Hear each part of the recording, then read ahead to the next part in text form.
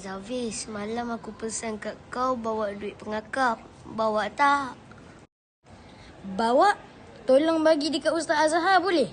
Sebab aku ada latihan untuk pertandingan. Humaira, setiap persatuan dah bayar duit kau kurikulum kan? Mestilah. Kenapa Adelia? Maksudnya, Zafir kena tipu dengan Akif lah.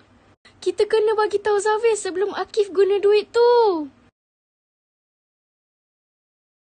Zafir! Ya, kenapa? Duit pembayaran yuran tu sekali, bukan 2 kali.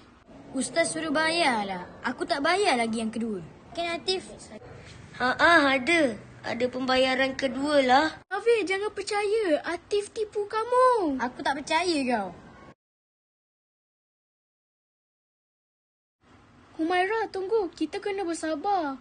Baiklah, jom kita masuk kelas kafar. Selepas kafar.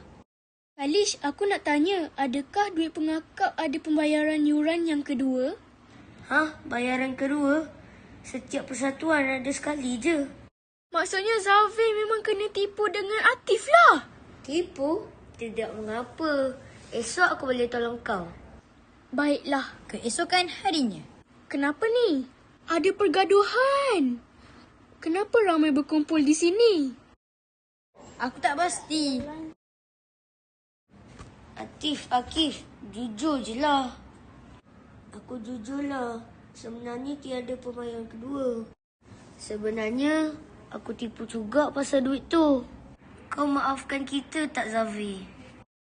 Mestilah aku maafkan. Janji jangan buat lagi.